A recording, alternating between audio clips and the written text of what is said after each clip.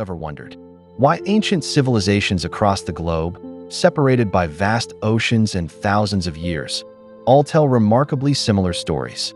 Stories of beings who descended from the heavens, bringing knowledge, wisdom, and perhaps something more profound to early humanity?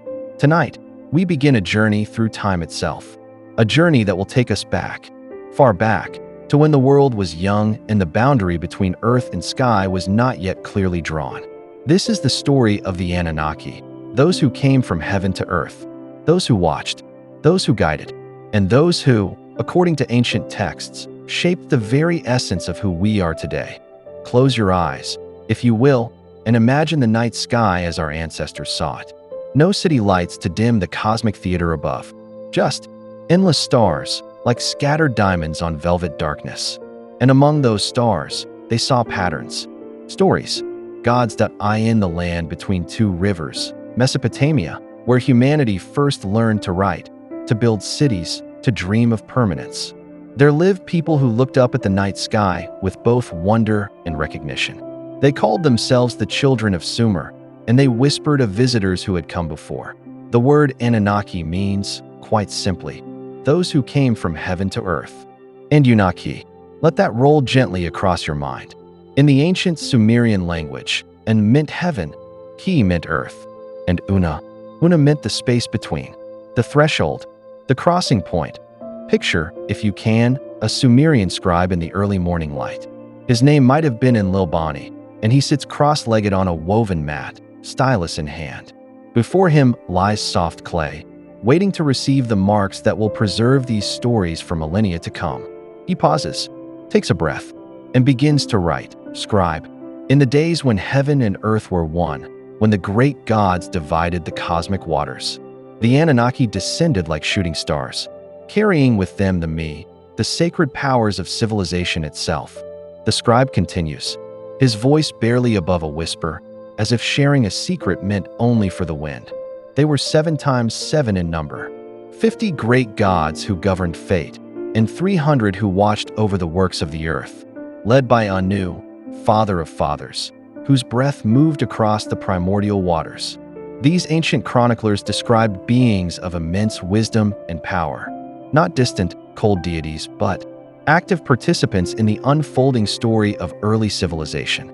They spoke of Enki, the wise one, who loved humanity and gifted them with knowledge, of Enlil, who commanded the winds and storms, of Ninhursag, the mother goddess, whose hands shaped life itself from the clay of the earth. But here's what makes these stories so intriguing, so different from the myths we might expect.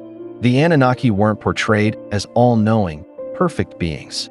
They had councils, they debated, they sometimes disagreed with one another about humanity's fate. Let me share with you one of the most fascinating tablets ever discovered. It was found in the ruins of Nippur, that sacred city where the Anunnaki supposedly held their grand assemblies. The tablet speaks of a time before human civilization as we know it began. Ancient voice. When above, the heaven was still unnamed, and below, the earth had no name. When only Apsu, the freshwater ocean, existed, and Tiamat, she who bore them all. It was then that the first gods came into being within them. The story unfolds like a slow dream. In the beginning, there was only the mingling of fresh and salt waters, order and chaos dancing together in the cosmic deep. From this union, the first gods emerged, and among them, the Anunnaki found their place as shepherds of a world yet to be born. But it was their role in human development that truly sets these beings apart in ancient literature. Unlike creation myths that speak of humans being formed and then left to fend for themselves, the Sumerian texts describe an ongoing relationship. A collaboration, you might say. The tablets tell us that the Anunnaki established 7 sacred cities. Eridu, the first, where Enki built his temple by the waters. Nippur, where Enlil commanded the tablets of destiny. Uruk, where kingship first descended from heaven. Each city was not merely a human settlement, but a bridge between realms. Tablet reader. They brought the arts of civilization, the working of metals, the planting of grains, the building with brick and mortar. They taught the measuring of time by the movements of stars, and the keeping of records and marks upon clay. What strikes me as remarkable and perhaps you'll find this thought settling peacefully in your mind as well, is the specificity of these teachings. These weren't vague gifts of knowledge. The texts describe practical skills, irrigation techniques, astronomical calculations, metallurgy, writing systems. It's as if the Anunnaki were methodical teachers, ensuring that humanity would not just survive, but thrived. There's a tablet fragment that speaks of Enki walking among early humans, observing their struggles with farming. And his solution? He didn't simply make the crops grow by magic. Instead, he showed them how to channel river water through carefully dug canals, how to observe the flooding patterns, how to work with the natural world rather than against it. What can we learn from these ancient stories? What wisdom might they offer us, even today, as we drift towards sleep under the same stars that the Sumerians watched so long ago? Perhaps the most profound lesson is about relationship. The Anunnaki weren't portrayed as remote gods demanding worship from afar. They were described as teachers, mentors, guides who worked alongside humanity. There's something deeply comforting about that image, isn't there? The idea that we're not alone in our growth, our struggles, our gradual awakening to our own potential. Ancient philosopher. The gods did not create us to be servants, but to be gardeners, to tend the earth as they tended the heavens, to find our own wisdom through their gentle guidance. Consider how this differs from other ancient narratives. In many creation stories, gods create humans and then step back. But the Anunnaki stories suggest an ongoing presence, a continuing conversation between heaven and earth, mediated through ritual, through observation of natural cycles, through the careful preservation of knowledge. The Sumerians believed that every human skill, every breakthrough in civilization, came from this collaboration. Agriculture, writing, mathematics, astronomy, medicine, all were gifts from the Anunnaki, but gifts that required human understanding, human effort, human creativity to fully bloom. There's a beautiful humility in this perspective. It suggests that our achievements as a species aren't entirely our own doing, but neither are they simply handed to us. They emerge from a relationship, a partnership between our earthly efforts and something greater than ourselves. As we reach the end of our first journey together, I want you to rest with this image. Somewhere in ancient Mesopotamia, on a night much like this one, a young shepherd lies on his back in the grass, watching the stars wheel overhead. He knows the stories. He's heard the elders speak of the Anunnaki, of the time when heaven and earth were not so far apart. And as he watches, he wonders, are they still there? Still watching? Still guiding in ways too subtle for ordinary sight to perceive? Shepherd, if you're listening, watchers from above, help us remember that we are more than we know, that the knowledge flows both ways, from heaven to earth, yes, but also from earth to heaven, that in our growing, you grow too. The shepherd closes his eyes, and in his dreams, he sees them, tall figures moving between the stars, their faces kind with ancient wisdom. They nod to him across the centuries, and in that nod, there is recognition. There is continuation. But who were these Anunnaki, really? What did they want with humanity? And why do their stories speak of a great decision that would change everything, not just for early humans, but for the watchers themselves? These questions drift with us into the quiet hours ahead. And when we meet again, we'll explore the Great Council, the Assembly of Gods, and the moment when everything changed. Until then, rest well. And perhaps, as you drift towards sleep, you might feel, just for a moment, that gentle presence. Those who watch, those who remember, those who, according to the most ancient stories, still walk among us in ways we've only begun to understand. Sweet dreams, fellow travelers. The stars are watching over us still.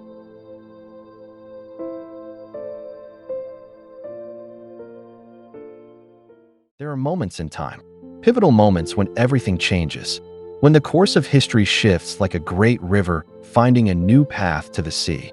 Tonight, we journey to one such moment, a gathering so significant that its echoes still ripple through human consciousness thousands of years later. Picture, if you will, a council chamber beyond human imagination, not built of stone or wood, but existing in that liminal space between realms. Here, the Anunnaki gathered to make a decision that would forever alter the relationship between heaven and earth. A decision about us, This is the story of the Great Council and the gift that would awaken something profound within the clay of human existence. Something that, even today, stirs in the quiet moments before sleep, whispering of our connection to mysteries far greater than ourselves. A vast circular chamber appears to float in starlight, with pillars of crystalline light extending upward into infinity. Figures of radiant beings move slowly into position around a central space. The ancient tablets speak of a time when the work of the earth had grown heavy for the Anunnaki. For countless ages, they had labored to shape the young world, digging rivers, raising mountains, tending the first gardens. But their attention was turning to other matters, greater cosmic responsibilities that called them beyond the boundaries of any single world. Anu, the father of gods, his voice like wind through distant canyons, my children of the council, the time of change approaches. The earth grows stable beneath our hands, but our work here must soon take new form. Around the great circle, the assembled Anunnaki listened with the patience that comes from existing beyond the constraints of mortal time. Some, like Enlil the Wind Lord, shifted restlessly. Others, like wise Enki, remained still as deep waters, already sensing where this conversation would lead. The chamber fills with soft, pearl-like light, and each god's presence creates subtle changes in the atmosphere. Enki surrounded by the gentle sound of flowing water, Ninhursag by the whisper of growing things. Enlil, his voice carrying the power of storm clouds. Father Anu, the work requires hands that understand the clay of this world intimately, hands that belong here as we belong elsewhere. There was wisdom in Enlil's words, though they carried the weight of profound change.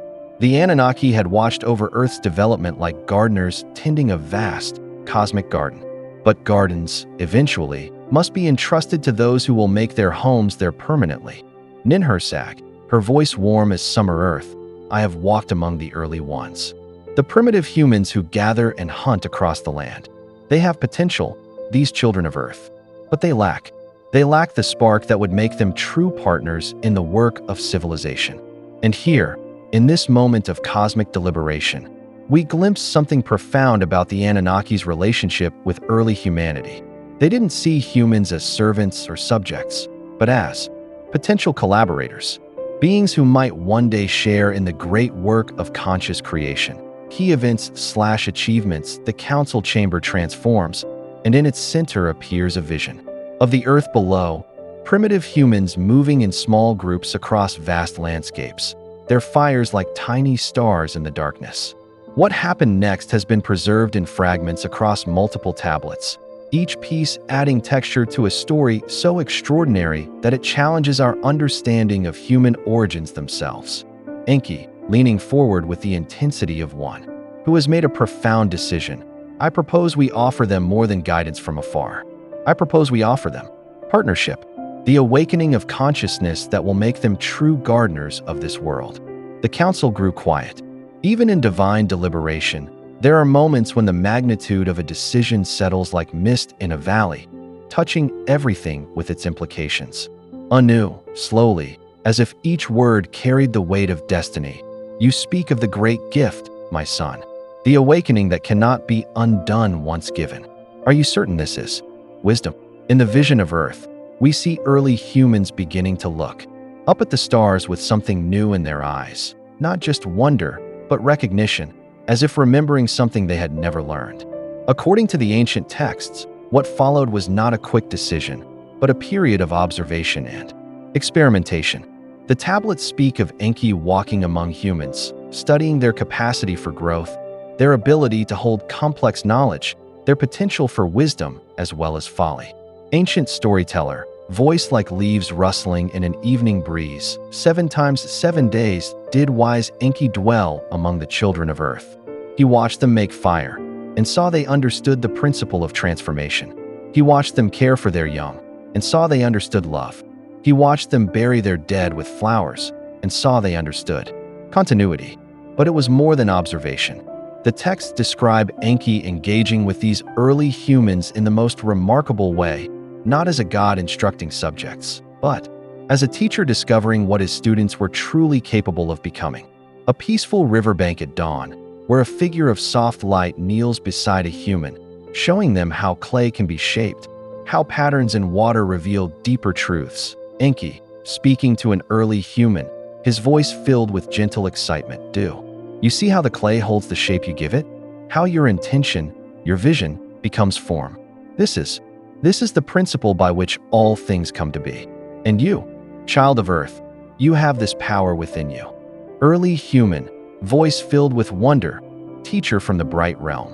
When I shape the clay, sometimes I see things that haven't happened yet. Sometimes I see cities that touch the sky and writing that captures words like nets capture fish. Enki, with growing amazement, yes, you see truly. The visions that come to you, they are not just dreams. They are possibilities, futures that your kind might create, given the proper awakening. And so the decision began to crystallize in the Cosmic Council, not just to give humans knowledge, but to awaken in them the capacity for visionary consciousness, the ability to see not just what is, but what might be. The council chamber fills with warm, golden light, and each of the Anunnaki begins to glow with their own unique radiance, as if their decision has activated something profound within them as well. The gift they chose to bestow was unlike anything described in other ancient traditions. It wasn't simply intelligence or even wisdom. It was creative consciousness, the ability to envision and then manifest new realities. Ninhursag, her voice carrying the warmth of all growing things, we will awaken in them the divine spark, not to make them gods, but to make them conscious participants in the ongoing creation of the world, partners in the great work. Think about this for a moment, as you rest in the quiet of this evening hour. The Anunnaki's gift wasn't about making humans more like gods, but about awakening humans to their own unique potential as bridges between heaven and earth, as beings capable of taking the raw materials of the physical world and dreaming them into new forms. Throughout the earth, we see the moment of awakening. Humans suddenly looking at their hands with new understanding, seeing patterns in nature they had never noticed before, beginning to create art, music, poetry. The text described the awakening spreading like gentle dawn across the human consciousness. Suddenly, they were creating art, not just functional tools, but beautiful objects that served no purpose except to express something ineffable. They were making music that carried emotions too complex for words. They were telling stories that wove past, present, and future into tapestries of meaning. Awakened human, voice filled with quiet revelation. I understand now. We are not separate from the world around us. We are the world becoming aware of itself, the earth learning to dream. And perhaps most remarkably, they began to remember, not just their own experiences, but deeper memories, genetic memories, soul memories, the presence of their teachers, the Anunnaki, who had walked among them in those early days of awakening. This is why, I believe, the stories of the Anunnaki feel so familiar to us, even today. They're not just historical accounts or mythological tales. They're remembrances, echoes of our awakening still resonating in the depths of human consciousness. A human settlement at twilight, where people gather around fires to share stories, their faces illuminated with the soft glow of awakened consciousness, while above them, barely visible against the stars, the forms of watching Anunnaki nod with approval. The Great Council's decision created something unprecedented in the cosmic order, a species capable of conscious evolution, of participating actively in their own development. But with this gift came responsibility, not just for humans, but for their teachers as well. Enki, speaking to the council as their great work nears completion, we have given them the spark of creation, yes. But creation is not a solitary act. They will need continued guidance, not commands from above, but subtle influences, gentle reminders of their true potential. And so began a new phase in the relationship between the Anunnaki and humanity. No longer simply teachers and students, but collaborators in an ongoing creative process that continues to this very day. A lone human stands on a hill under the stars, and for just a moment, a figure of soft light stands beside them, pointing to constellations that seem to pulse with meaning. Human, whispering to the starlit sky, "Are you still there, teachers from the above?" In our dreams, in our sudden inspirations, in the moments when we create something beautiful from nothing. Is that you still guiding? Anunnaki presence, voice like starlight itself. We are never far, child of the awakened earth. In every moment of genuine creativity, in every act of love, in every dream that reaches toward truth, there we are, not as masters, but as elder siblings in the great work of consciousness. But the gift of awakened consciousness came with challenges that neither human nor Anunnaki fully anticipated. For with the ability to create came also the ability to destroy. With vision came the shadow of illusion. With power came the potential for misuse. How did the Anunnaki respond when their greatest gift began to manifest in ways they hadn't foreseen? What happened when humanity's creative consciousness turned toward darker purposes? And why do the most ancient texts speak of a time when the Watchers themselves became divided? These questions accompany us into the peaceful hours ahead. And when we gather once more, we'll explore the first great crisis of the awakened world, the moment when humanity's newfound power was tested, and when some of the Anunnaki began to question whether the gift of consciousness had been wisdom or folly. The last image shows a child sleeping peacefully, and in their dreams, ancient memories stir, visions of teachers made of starlight, of councils in crystalline chambers, of the moment when clay first learned to dream. Rest now, inheritors of the ancient gift. Your consciousness carries within it the echo of that first great awakening, when earth and heaven collaborated to birth something entirely new under the stars. Sweet dreams, children of the awakened clay. The Watchers remember what you are becoming. Have you ever given someone a gift, only to watch them use it in ways you never anticipated? The Anunnaki faced this very dilemma as they observed their awakened children beginning to explore the full spectrum of their newfound creative power. Not all of it was beautiful. This is the story of the first great crisis, when wisdom and folly walked hand in hand among humanity, and when some of the Anunnaki began to question whether awakening consciousness had been an act of love, or perhaps something more complicated. The awakened humans flourished beyond anyone's expectations. In just a few generations, they had transformed from nomadic gatherers into builders of remarkable cities. They developed writing systems that could capture not just practical information, but poetry, philosophy, dreams. They created art that moved the soul and music, that seemed to bridge earth and heaven. But with this creative explosion came something the Anunnaki hadn't fully anticipated: the awakening of what we might call ambition. Not the simple desire to survive and thrive, but something deeper, the desire to become more than human. Early kings speaking to his court, "We have learned to shape clay into vessels, to shape metal into tools, to shape words into laws. Why should we not learn to shape ourselves? Why should we not become like our teachers from above?" This question echoed through the early civilizations like a stone dropped into still water, creating ripples that reached even the cosmic councils where the Anunnaki continued their eternal deliberations. Enlil, his voice carrying concern. "Brother Enki, do you see what your gift has awakened? They no longer simply create with the materials of earth. They seek to transcend the very limitations we placed upon their forms." Enki thoughtfully, "Is this not natural? We gave them the spark of conscious creation. Did we not expect that spark to grow, to reach toward its source?" The debate that followed would divide the Anunnaki for ages to come. On one side stood those like Enki, who saw humanity's reaching toward divine knowledge as a natural and beautiful unfolding. On the other stood those like Enlil, who worried that such reaching might lead humanity away from their role as gardeners of earth and toward something more dangerous. The crisis deepened when human consciousness began to manifest what the tablets call the great knowledge, advanced understanding of genetics, energy manipulation, consciousness itself. Some humans began attempting to extend their lifespans dramatically. Others sought to enhance their physical and mental capabilities through methods that blurred the line between natural development and artificial transformation. Wise human elders speaking to a gathering. The teachers from above live for thousands of our years. They move between dimensions. They create with thought itself. If we are truly their awakened children, why should we not learn these same arts? From the Anunnaki's perspective, This development was both thrilling and troubling. They had hoped to awaken in humanity a consciousness that would make them better caretakers of Earth and participants in cosmic harmony. Instead, some humans seemed to be using their awakened abilities to transcend Earth entirely, to become something else. Ninhursag with maternal concern. They experiment upon themselves and upon other life forms. They seek to create new forms of life, new types of consciousness.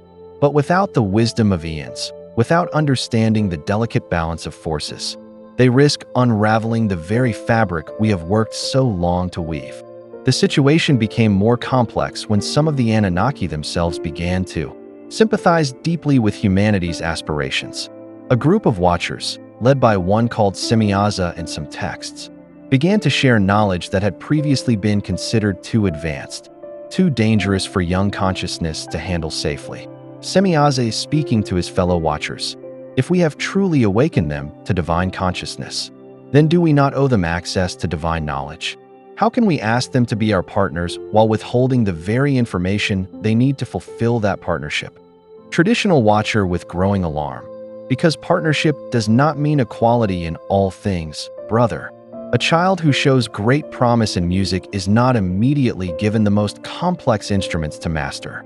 They must grow into their abilities gradually, with guidance, with patience. But patience, as the Anunnaki were learning, was not humanity's strongest virtue. Their awakened consciousness came with an intensity, an urgency that drove them to push boundaries, to test limits, to reach always for the next level of understanding and capability. The result was what the ancient texts describe as the first great divergence in human development. Some communities followed the traditional path laid out by their Anunnaki teachers, developing their consciousness gradually, maintaining their connection to Earth and natural cycles, using their creative abilities to enhance rather than transcend their human nature. But others chose a different path entirely. Human experimenter with fierce determination. We will not be bound by the limitations of flesh and time. We will use the knowledge the sympathetic ones have shared to become like gods ourselves. Why should we tend gardens when we could create worlds? This divergence created ripples throughout both human and Anunnaki societies. Some watchers began to withdraw their support entirely, believing that humanity had proven unready for the gift of consciousness. Others doubled down on their involvement, sharing even more advanced knowledge in hopes of guiding humanity's development in positive directions. Enki in council, his voice heavy with the weight of responsibility. Perhaps we moved too quickly. Perhaps consciousness should have been awakened more gradually, with more safeguards, more preparation. Anu with the wisdom of vast experience. My son, consciousness cannot be awakened partially. It is like pregnancy. There is no halfway. Once begun, it must run its full course, with all the beauty and chaos that entails. And here we find one of the most profound lessons of this ancient crisis. The Anunnaki discovered that true education, true awakening, cannot be controlled from above.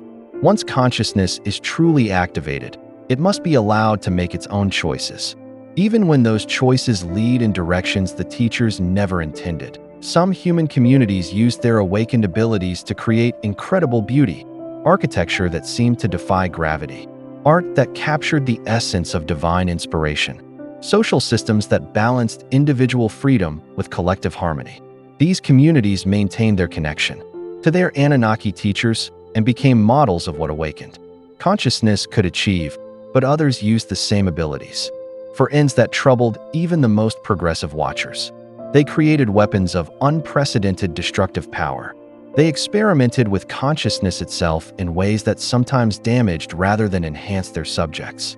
They began to view the natural world not as a garden to tend, but as raw material to be completely reshaped according to their will. The great dilemma facing the Anunnaki became clear. How do you guide consciousness that is, by its very nature, designed to be free? How do you teach wisdom to minds that are now capable of questioning the very foundations of that wisdom? Council elder with deep sadness. We wanted to create gardeners, and we have created creators. Some tend the garden with love and wisdom. Others seek to tear it up entirely and plant something completely new in its place. Enki quietly, and perhaps both responses are necessary. Perhaps consciousness must explore its full range of possibilities before it truly understands the value of wisdom and restraint.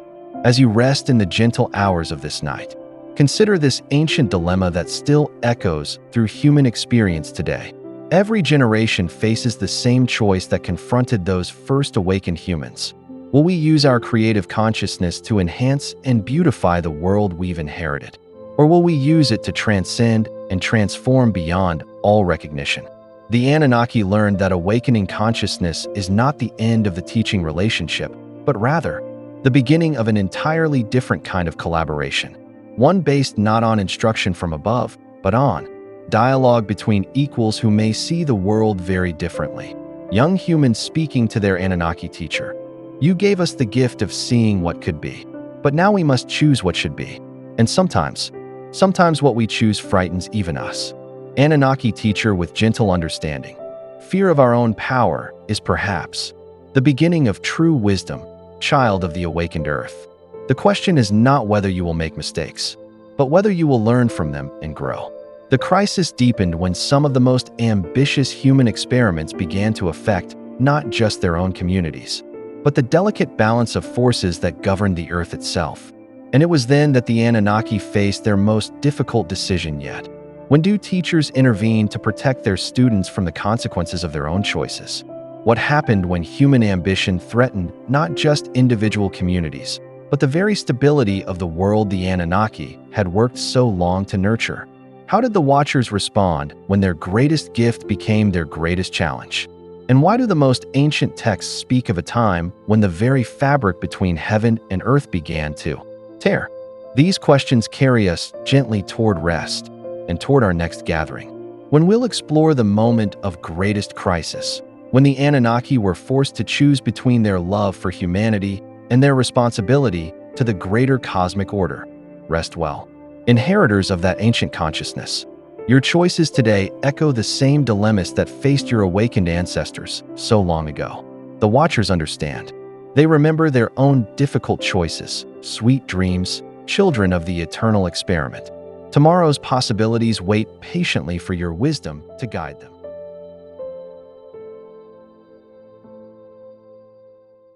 There comes a moment in every parent's journey when they must make an impossible choice. When do you step back and let your child face the consequences of their decisions, even when those consequences might be devastating? Tonight, we witness the Anunnaki facing this very dilemma on a cosmic scale. Their awakened children, humanity, had reached a crossroads that threatened not just their own survival, but the delicate balance of forces that held the world together. And the Watchers were forced to make a decision that would echo through millennia. This is the story of the Great Withdrawal, when the ancient teachers made perhaps the most difficult choice in their long relationship with humanity. A choice born not of abandonment, but of the deepest kind of love, the kind that knows when to hold on and when to let go. The crisis had been building for generations. Human consciousness, once awakened, proved to be far more volatile and unpredictable than even wise Enki had anticipated. Some communities had indeed become the enlightened gardeners the Anunnaki had hoped for, creating harmony between technology and nature, developing their consciousness gradually and sustainably. But others had chosen a path that led toward what the tablets call the Great Disruption. Human technicians speaking with dangerous confidence. We have learned to split the very atoms of matter, to manipulate the life force itself, to open doorways between dimensions. Why should we limit ourselves to this one small world when infinite realms await our exploration? The most advanced human civilizations had begun experiments that sent shockwaves through the subtle dimensions where the Anunnaki dwelt. They were tearing holes in the fabric of space-time itself, creating instabilities that threatened to cascade beyond Earth into the greater cosmic order. Enlil in urgent council session, Brother Enki. They have learned to harness forces that took us eons to master safely, but they wield them with the impatience of children, without understanding the delicate interconnections that hold all things in balance. Enki with growing anguish. I have tried to guide them, to slow their progress, to help them understand, but consciousness, once awakened, cannot be commanded. It can only be invited to wisdom. The situation reached its breaking point when several human factions began what they called the Ascension Project, a massive undertaking designed to artificially accelerate their evolution into beings comparable to the Anunnaki themselves, but without the eons of gradual development that had shaped their teachers' wisdom and restraint. Project leader addressing a vast assembly. Today we transcend the limitations imposed upon us by our very creators. Today we become equals in the cosmic order, no longer children to be guided, but partners in the ultimate creative work.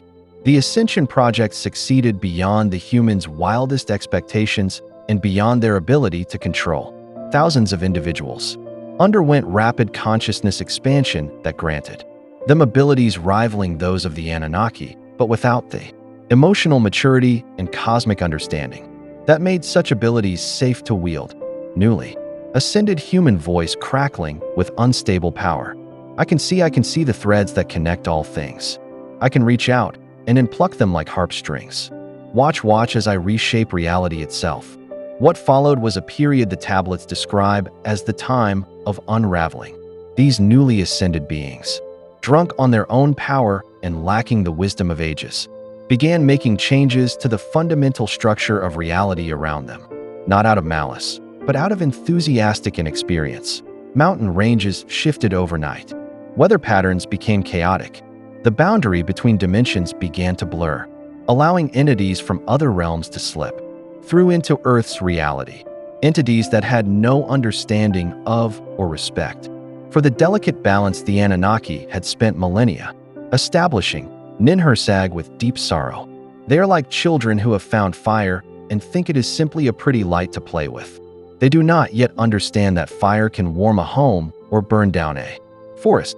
The crisis deepened when these ascended humans began to attract the attention of other cosmic entities, beings from distant realms who saw Earth's dimensional instabilities as an opportunity for expansion into new territories. Cosmic observers speaking from beyond the Earth dimension. This young world grows chaotic, its protective barriers weakening. Perhaps it is time for new management of its affairs. It was this threat, the possibility that Earth might be invaded and claimed by entities with no love for its life forms, that finally forced the Anunnaki's hand. They faced a choice that would haunt them through all their subsequent existence: intervene directly and risk destroying human free will, or withdraw their protection and allow humanity to face the consequences of its choices alone. Anu, in the most solemn council session in Anunnaki history. My children, we stand at the crossroads of love and wisdom. To save them from the consequences of their choices would be to reduce them to eternal children, dependent upon us forever. But to allow those consequences to unfold, Enki voice breaking with emotion, may destroy them entirely, and us along with them, for we are bound to this world by bonds deeper than they know. The debate that followed lasted, in human time, nearly a year. Every possible option was explored, every potential solution examined. Some Anunnaki advocated for direct intervention, using their superior abilities to forcibly stabilize the dimensional rifts and constrain the ascended humans' activities. Others, led by wise Enki himself, argued for a different approach entirely. Enki with painful clarity. We cannot save them from this crisis by overruling their choices. True consciousness, the gift we gave them, includes the right to make catastrophic mistakes. But we can ensure that the knowledge needed for recovery survives, even if the current civilization does not. And so began the Great Withdrawal, not an abandonment, but a careful, loving retreat designed to allow humanity to face the full consequences of its choices while preserving the essential teachings they would need for eventual recovery. The Anunnaki began encoding their most crucial knowledge into seemingly innocuous forms, mathematical constants that would be rediscovered in later civilizations, astronomical alignments built into stone monuments, genetic information embedded in the very structure of human DNA, stories and myths that would preserve essential truths, even when the original context was forgotten. Preservation keeper working frantically to encode knowledge. If they destroy themselves with the power we taught them to wield, they will need these seeds of wisdom when they begin again. Every sacred site, every ancient text, every constellation myth, all of it carries the essence of what they need to know. But the withdrawal was not total. Small groups of Anunnaki remained as hidden guardians, watching from the shadows, occasionally intervening in subtle ways to prevent absolute catastrophe while allowing the natural consequences of human choices to unfold. Hidden guardians speaking to a fellow watcher. We cannot save them from their folly directly, but we can nudge things slightly, ensure that when the great collapse comes, some centers of knowledge survive. Some communities of wisdom remain intact. The ascended humans' experiments eventually reached a critical threshold.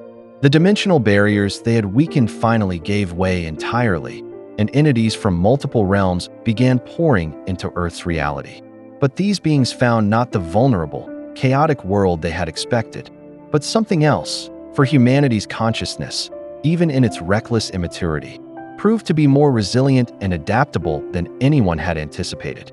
Faced with invasion by truly alien entities, the various human factions, including the dangerously ascended ones, found themselves forced to work together simply to survive. Human commander rallying diverse groups. Our experiments may have opened these doorways, but this is still our world. We may have been foolish children, but we are this Earth's children, and no outside force will claim what we have worked so long to build. The war that followed was brief but transformative. Humanity discovered that consciousness, even when newly awakened and poorly controlled, had a power that beings from other realms struggled to comprehend. The power of connection to a specific place, a particular world that they loved despite all their mistakes. The battle-weary human after the victory. We may have been idiots, but we were Earth's idiots. And that made all the difference. When the dimensional barriers were finally repaired, through a desperate collaboration between the remaining Anunnaki and the now humbled human consciousness, both species had learned something profound about the nature of wisdom, growth, and love. Enki emerging from his long withdrawal. You have learned what we hoped you would learn, but through a path we never could have taught directly. You have learned that power without wisdom is not strength, it is vulnerability. And you have learned that your connection to this world, your rootedness in Earth itself, is not a limitation but your greatest gift.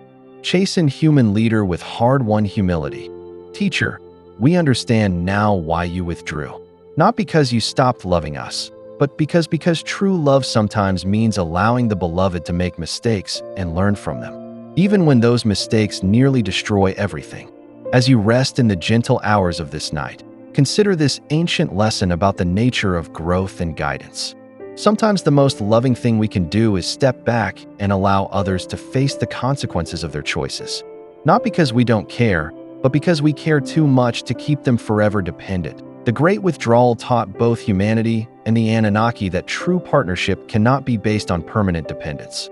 It must be earned through wisdom gained by experience, even when that experience includes failure, loss, and the humbling recognition of one's own limitations. Wise elder reflecting years later. The Watchers gave us consciousness, yes, but we gave ourselves wisdom. And perhaps that was always meant to be our part of the great collaboration. But this crisis, transformative as it was, marked only the beginning of a new phase in the relationship between humanity and their ancient teachers. For in proving themselves capable of both catastrophic folly and remarkable recovery, humans had earned something new from their Anunnaki mentors, not protection, but respect. What new form would this relationship take? How would the partnership between Earth and Heaven evolve when both sides understood the true cost of consciousness? And why do the most recent tablets speak of a final gift? One that would complete the ancient work and establish humanity as true inheritors of the Watcher's legacy. These questions drift with us into the peaceful hours ahead. When we meet for our final gathering, we'll explore the ultimate transformation, the moment when students and teachers became something entirely new together. When the ancient work reached its completion, rest well, children of the great experiment. Your ancestors survived their greatest test through courage, humility, and love of home. The same qualities that guide you still, sweet dreams, inheritors of earned wisdom. The Watchers smile upon your continuing journey. Every great story has a moment of completion, when all the threads weave together into something beautiful and whole. Tonight, we reach that moment in the ancient saga of humanity and the Anunnaki. a culmination that transforms both teacher and student into something entirely new. This is not an ending, but rather a beginning, the start of a partnership between earth and heaven that continues to unfold even today, in ways both subtle and profound. As you settle into the peaceful hours of this evening, prepare to discover how an ancient collaboration became eternal. This is the story of the final gift, and why the Watchers never truly left us at all. In the aftermath of the Great Withdrawal and humanity's survival of the dimensional crisis, both species found themselves changed. Humanity had gained humility, wisdom born of consequence, and a deeper appreciation for the delicate balance that sustains all life. The Anunnaki had discovered something equally profound, that their greatest success lay not in creating perfect students, but in awakening consciousness capable of surpassing its teachers. Enki, in quiet reflection with Ninhursag, "Sister, do you see what we have accomplished? We set out to create gardeners for the earth, and instead we have birthed a new form of consciousness entirely, one that belongs neither fully to heaven nor to earth, but to the space between them." Ninhursag with wonder, "They have become bridges, haven't they? Living bridges between the physical and the divine, capable of transforming matter through conscious intention, yet rooted deeply in their love for this particular world." The surviving human communities had indeed become something unprecedented in the cosmic order. They retained their connection to the earth, their humanity, while developing consciousness that could perceive and work with the same fundamental forces the Anunnaki commanded. But unlike their teachers, who existed primarily in the realm of spirit, humans remained embodied, grounded, intimately connected to the rhythms of physical existence. Human Council Elder addressing a gathering of survivors, "We have learned to walk between worlds without losing our way in either. We can touch the cosmic forces our teachers showed us, but we never forget the soil beneath our feet, the breath in our lungs, the beating of our very mortal hearts."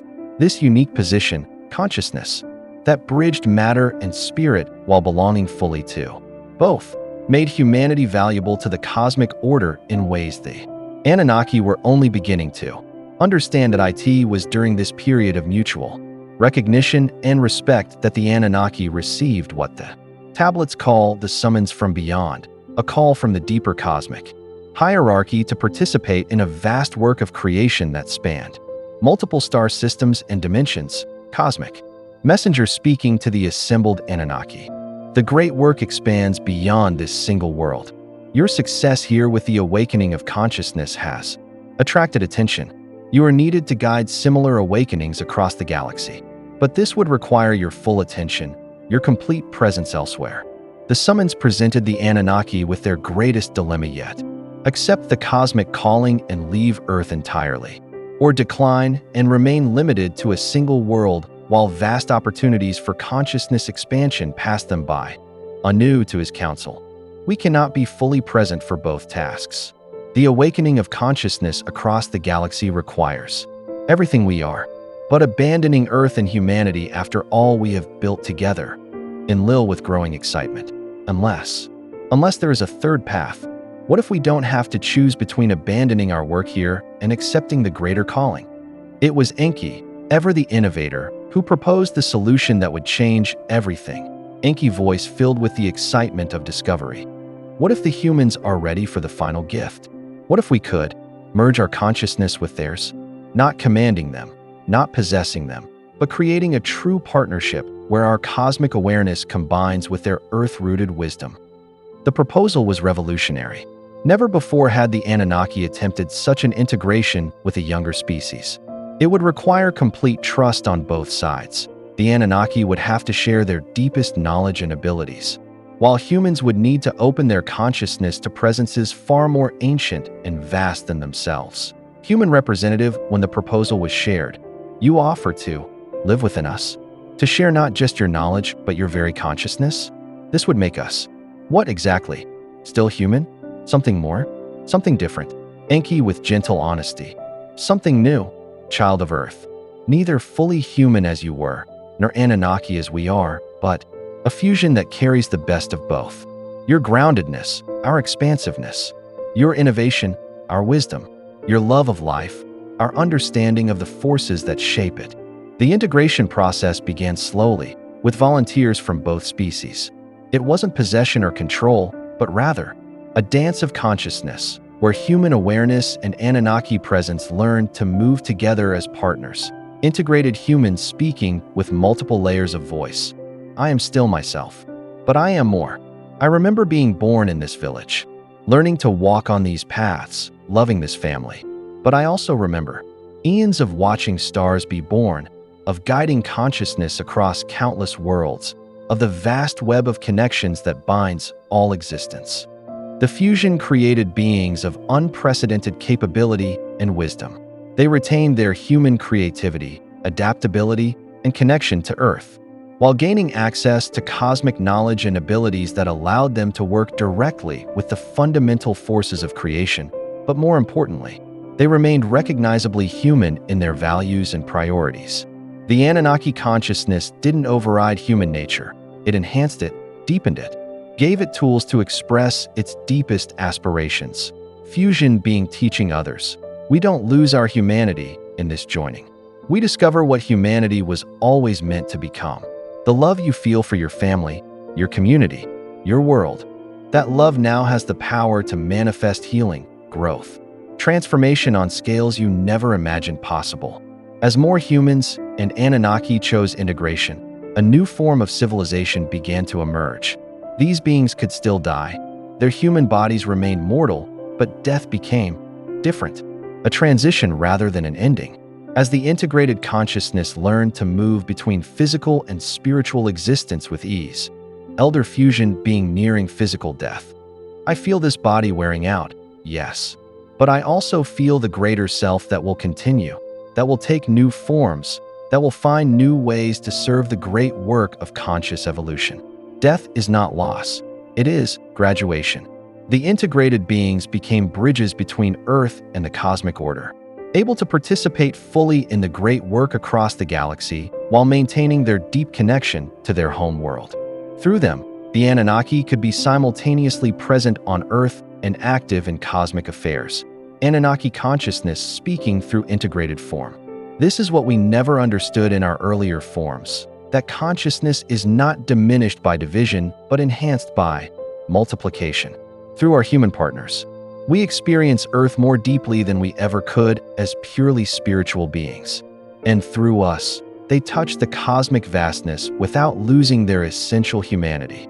The partnership that emerged from this final gift solved the ancient dilemma of guidance versus freedom. The integrated beings were neither commanded by their Anunnaki partners nor abandoned to figure things out alone. They were genuine collaborators in an ongoing creative process that honored both earthly wisdom and cosmic understanding. Human component of an integrated being. We make decisions together now. My earth-born intuition, their star-deep knowledge. When I want to heal a sick child, they show me how to work with life force itself. When they need to understand how love manifests in physical form, I share the feeling of holding my newborn daughter, Anunnaki component of the same being. And in this sharing, we both become more than we were separately. I remember now what it is to be finite, mortal, precious because it cannot last forever. They remember what it is to be eternal, vast, connected to the cosmic web of all existence. As generations passed, humanity evolved into something the ancient tablets call the bridge builders, a species that remained thoroughly human while serving as conscious links between the physical and spiritual realms. They spread across the earth and eventually to other worlds, carrying with them the unique gift of consciousness that was both rooted and transcendent. Bridge builders speaking to newly integrated humans. We are not the Anunnaki, and we are not old humanity. We are something new, consciousness that can touch infinity while never forgetting the value of a single flower. A child's laughter, the feeling of warm earth beneath bare feet. The ancient work was complete, but the collaboration continued. Each generation of humans faced the choice of integration, and many chose to remain in purely human form, serving as the stable foundation from which others could safely explore expanded consciousness. Traditional humans speaking with respect to an integrated neighbor.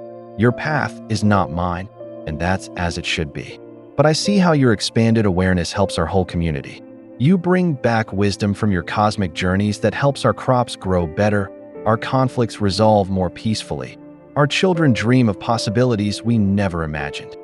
As you rest in the gentle darkness of this night, know that this ancient partnership continues.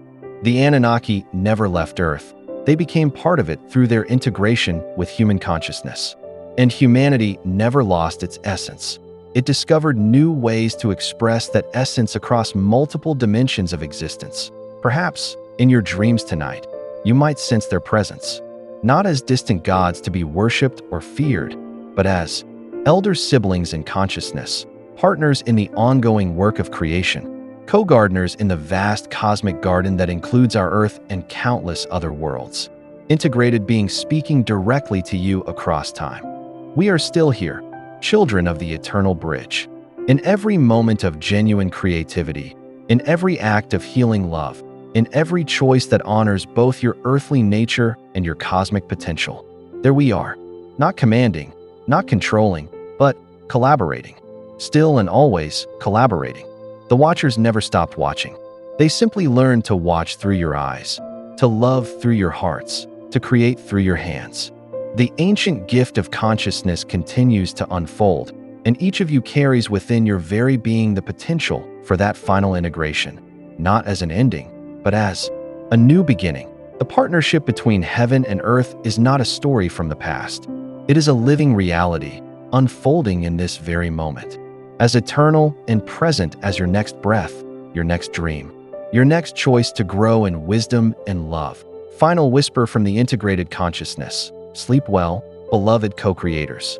Tomorrow brings new opportunities to build bridges between worlds, to plant seeds of consciousness in the fertile ground of possibility. The ancient work continues. Through you, rest now in the knowledge that you are not alone, have never been alone, and will never be alone. The Watchers keep their vigil still, not from above, but from within. The great collaboration continues, and you are part of it, precious beyond measure. Sweet dreams, eternal bridge builders. The stars remember what you are becoming.